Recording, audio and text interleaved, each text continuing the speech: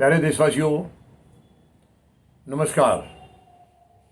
आज आपके अपने मतदाता जागृति संगठन और राष्ट्रीय अध्यक्ष श्रीमती संतोष मलिक जी की एक गंभीर चिंता आपके साथ साझा करना चाहूँगा, जो कि चुनाव से संबंधित है।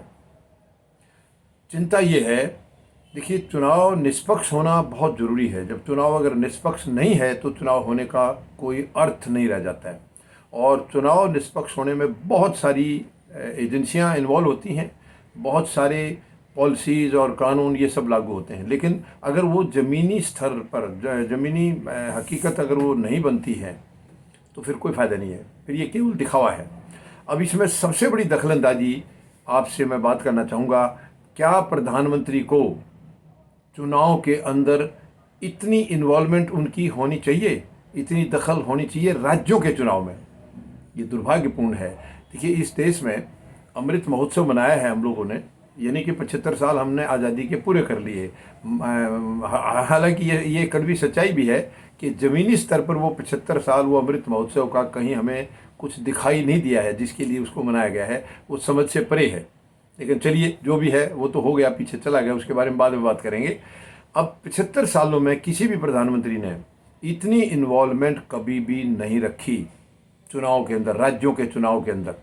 ठीक है, अगर पार्लियामेंट का चुनाव है, ठीक है, वो प्रधानमंत्री का चुनाव है, वो संसद का चुनाव है, उसमें वो अपनी इन्वॉल्वमेंट रखें। लेकिन प्रधानमंत्री को ये ध्यान भी रखना है कि वो किसी पार्टी के नुमाइंदे ज़रूर हैं, लेकिन वो देश के प्रधानमंत्री हैं, यानी कि सभी दलों के और 140 करोड़ लोगों के प्रधानमंत्री हैं वो। तो उनकी इन्वॉल्वमेंट उतनी होनी चाहिए जहाँ तक जायज़ ठहरा जा सके। अब वर्तमान में 8.5 साल से जो प्रधानमंत्री महोदय हमारे मौजूद हैं, इन्होंने बिल्कुल धज्जियाँ उड़ा करके रखी हैं।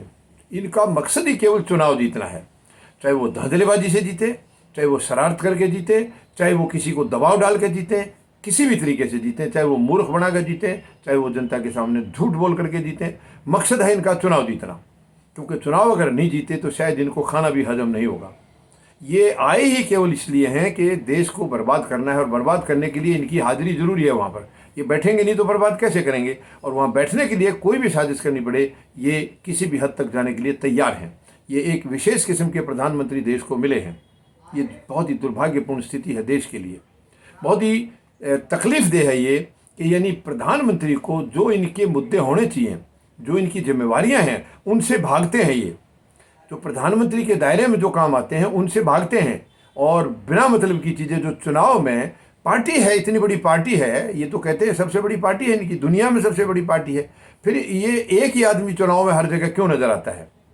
ये बड़ी गंभीर, मतलब या तो फिर पार्टी को छोड़ दो, हटा दो सबको, जो कोई है ही नहीं तो उसमें कुछ करने लायक है ही नहीं, तो कैबिनेट भी है इनके पास। अब ये खुद लीड करते हैं हर राज्य के चुनाव को। ये दुर्भाग्यपूर्ण है, ये दुर्भाग्यपूर्ण है, और किसी भी सरकार के लिए शर्म की भी बात है ये। यानी नंबर 1 तो यह है, सवालिया निशान है, इतनी बड़ी पार्टी बताते हैं और इनकी पार्टी में कोई चेहरा नहीं है। तो क्या और केवल चेहरा एक प्रधानमंत्री का है? तो प्रधानमंत्री का चेहरा किसी पार्टी का चेहरा नहीं होता है, वो देश का चेहरा होना चाहिए। तो ये दुर्भाग्यपूर्ण स्थिति है। मैं मांग करता हूँ, प्रधानमंत्री महोदय से भी कहूँगा, चुनाव आयोग से भी कहना चाहूँगा, माननीय सर्वोच्च न्यायालय से, माननीय राष्ट्रपति महोदय से भी कहना चाहूँगा कि प्रधानमंत्री महोदय के ऊपर रोक लगाई जाए। इतने इन्वॉल्वमेंट जो राज्यों के चुनाव में ये कर रहे हैं, ये गलत है, संवैधानिक तौर पर भी गलत है ये। यानी कि इससे चुनाव प्रभावित होते हैं। हर जगह आकर दखलंदाजी, हर जगह आकर के दबाव डालना, ये कहाँ तक जायज़ है? ये बिल्कुल जायज़ नहीं है। तो मैं समझता हूँ राष्ट्रपति महोदया, मुख्य न्यायाधीश महोदय और चुनाव आयुक्त महोदय, ये इस चीज़ पर थोड़ी सी ध्यान दें और प्रधानमंत्री महोदय का एक दायरा तय किया जाए। दायरा है वहाँ, लेकिन ये मानते नहीं हैं, तो इनके ऊपर एक दायरा तय किया जाए कि आप कितनी रैली कर सकते हैं किसी भी राज्य के चुनाव में। ये नहीं है 50-50, 60-60, 100-100 रैलियाँ एक चुनाव में करते हैं। बहुत ही दुर्भाग्यपूर्ण स्थिति है। मैं समझता हूँ शायद इस पर प्रधानमंत्री भी खुद गौर करेंगे। धन्यवाद। जय जवान, जय किसान, जय हिंद।